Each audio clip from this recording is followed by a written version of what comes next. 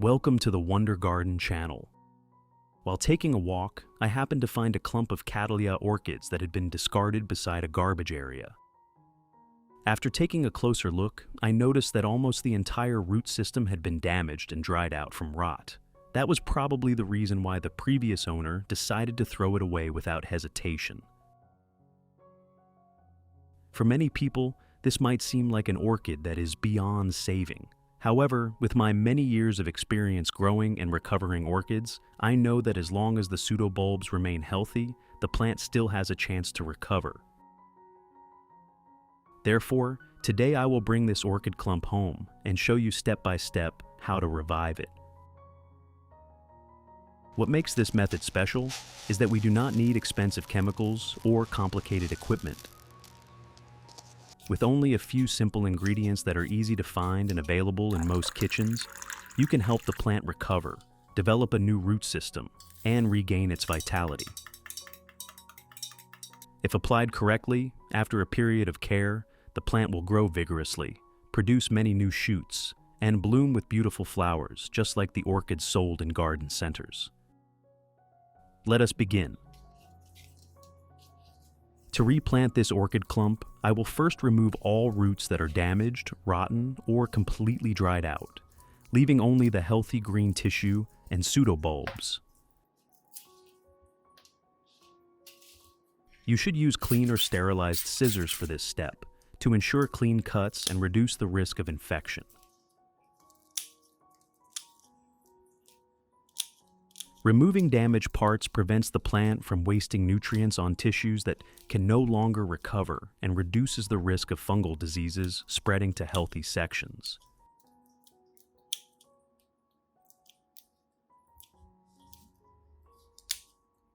In addition, thoroughly cleaning and removing damaged roots helps improve airflow around the base of the plant, creating favorable conditions for healthy tissues to develop new roots more quickly.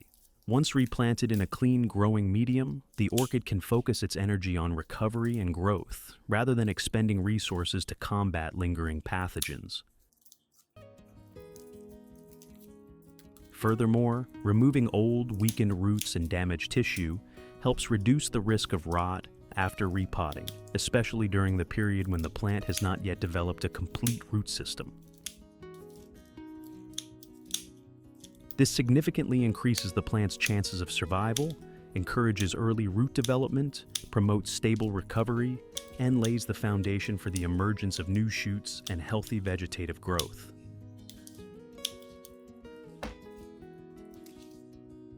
In the long term, a strong and healthy root system enables the orchid to absorb water and nutrients more efficiently, enhances its resistance to environmental stresses, and supports sustainable growth. As a result, the orchid is more likely to produce vigorous growth and beautiful blooms in future flowering seasons. In addition to the English voice, we have now created dubbed voices in French, German, Italian, Spanish, Portuguese, Japanese, Hindi, and Indonesian to help you understand the content more easily. Listen in your preferred language by opening the video and clicking on Settings, the gear icon, to select the appropriate audio language. After pruning is completed, the orchid clump will be much neater. Next, thoroughly rinse the entire orchid with clean water. This step helps remove dirt, old growing medium residue, and damaged plant tissue that may still be attached to the plant.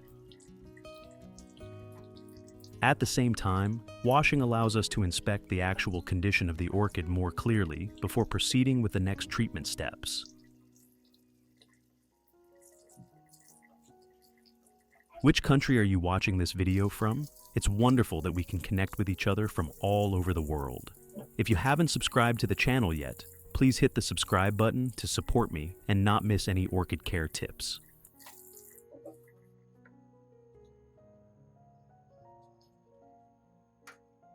After washing, place the plant in a dry and well-ventilated location for a few minutes so that excess water can drain away before continuing the recovery process. To disinfect the orchid and help it recover more effectively, today I will use 3 cloves of garlic. Garlic contains allicin, a natural compound that forms when garlic is crushed or chopped. This compound has natural antibacterial and antifungal properties, which is why many gardeners use it to help clean plants. First, I will peel and finely chop the 3 cloves of garlic. In addition to allicin, garlic also contains sulfur compounds and trace elements that help create an unfavorable environment for many harmful bacteria and fungi. Chopping the garlic helps release allicin and other natural compounds more effectively.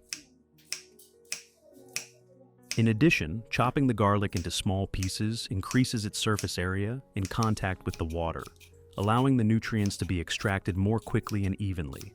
As a result, the solution obtained can be more effective when used for plants.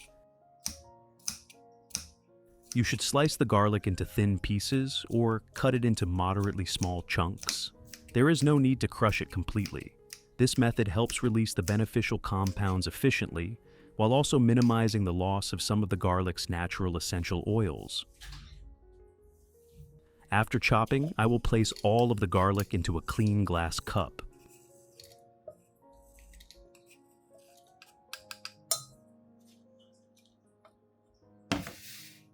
Next, add approximately 500 milliliters of hot water. The hot water helps release the natural compounds in the garlic more quickly into the water, creating a solution that can be used to treat the orchid. After that, stir gently and cover the cup, allowing the solution to cool gradually. During this time, the active compounds in the garlic will dissolve into the water, creating a natural disinfecting solution for the orchid.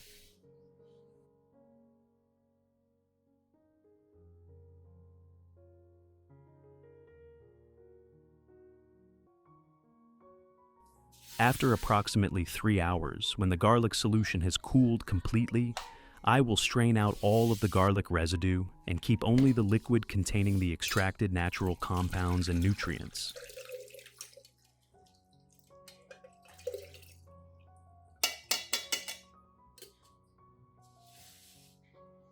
Next, I will dilute the solution with approximately 500 milliliters of clean water to create a concentration that is more suitable for the orchid. Once the solution is ready, I will soak the entire base and lower stem of the orchid in the garlic solution for approximately 10 to 15 minutes. Soaking the orchid in the garlic solution helps clean the plant after pruning and may help reduce the development of certain fungi and bacteria that could attack fresh-cut surfaces. This step also creates better conditions for recovery, new root formation, and adaptation to the growing environment after treatment. While the orchid is soaking, I will use a soft cotton pad dipped in the garlic solution to gently wipe all of the leaves and pseudobulbs. Wiping the leaves helps remove dirt from the leaf surfaces, while keeping the plant cleaner and improving air circulation around the foliage. In addition, the garlic solution may help reduce the development of certain fungi and harmful insects that commonly appear on orchid leaves, helping the plant remain healthier during recovery.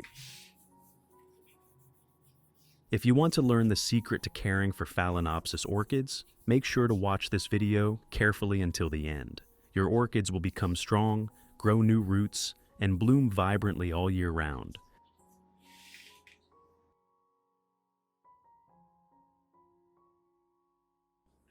After approximately 15 minutes of soaking, I will remove the orchid, allow excess water to drain for a few minutes, and begin mounting it onto the wood. To mount this Cattleya orchid, you will need a small piece of wood like this. At the top of the wood, I will install a screw or hanging hook so that the orchid can easily be hung in a suitable location once completed.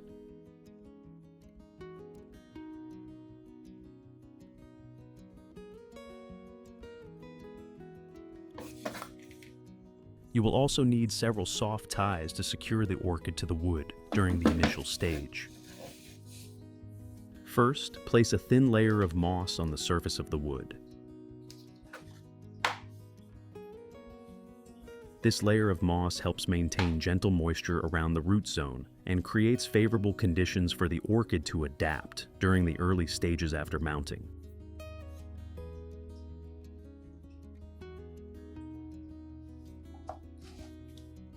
Next, use soft ties to secure the moss to the wood and prevent it from shifting. Securing the moss firmly helps it stay in close contact with the surface of the wood, creating a stable environment for root development and reducing the risk of the moss becoming loose or drying out too quickly during the care process. This also allows the plant's roots to attach to the growing medium more easily, improving its ability to recover and promoting healthy growth.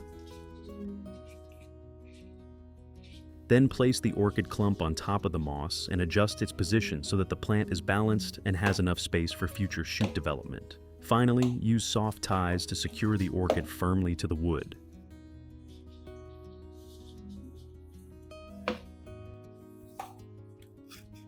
Because the moss acts as a moisture-retaining cushion beneath the plant, the roots will not come into direct contact with the dry wood surface, allowing new roots to develop more easily during the early stage.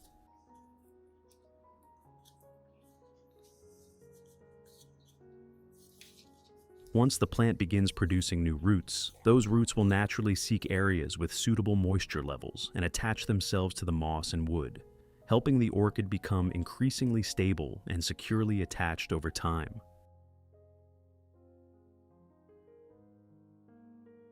During the first 3 days, do not water the orchid.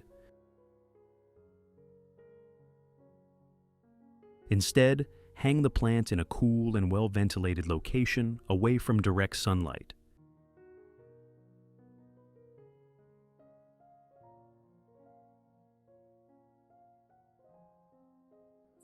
After 3 days, 3 days after mounting the orchid onto the wood, I will prepare a natural fertilizer to provide nutrients and help the orchid develop a new root system more quickly. First, I will use 3 small tablespoons of rice. Rice contains starch and natural minerals such as potassium, phosphorus, and trace elements that provide gentle nutrition during the recovery stage. Next, I will add 1 tablespoon of coffee powder. Coffee contains natural minerals such as potassium and magnesium, along with organic compounds that help support root activity and improve the overall vitality of the plant. Finally, add approximately 500 milliliters of hot water to help extract the nutrients into the water more quickly. After that, stir the mixture thoroughly, cover it, and allow it to steep for approximately 5 hours. During this period, the nutrients from the rice and coffee will gradually dissolve into the water, creating a natural nutrient solution for the orchid.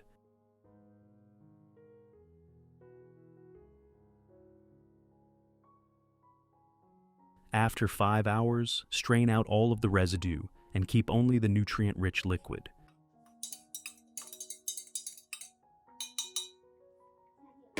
Which country are you watching this video from? It's wonderful that we can connect with each other from all over the world.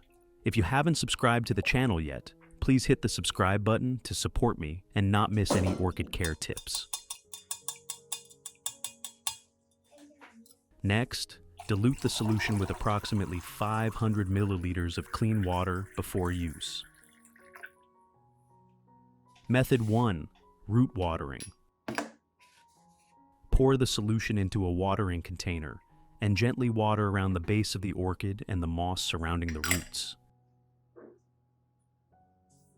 This method allows nutrients to gradually reach the root zone and supports recovery and healthy new root development.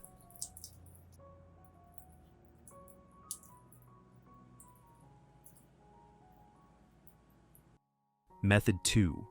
Misting. Pour the remaining solution into a spray bottle.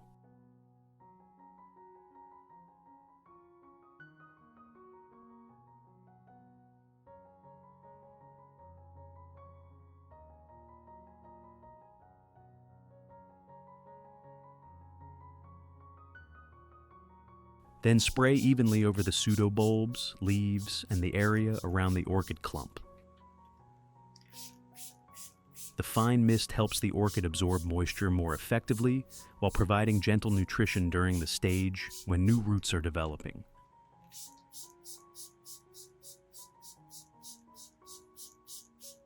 Now we have completed the process of remounting this Cattleya orchid clump.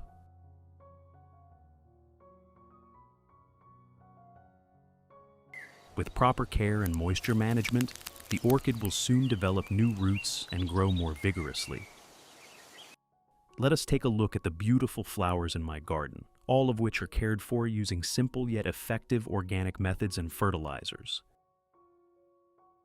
Every orchid pot is the result of patience and dedication, from reviving weak plants and stimulating root growth to nurturing them until they grow vigorously and bloom consistently.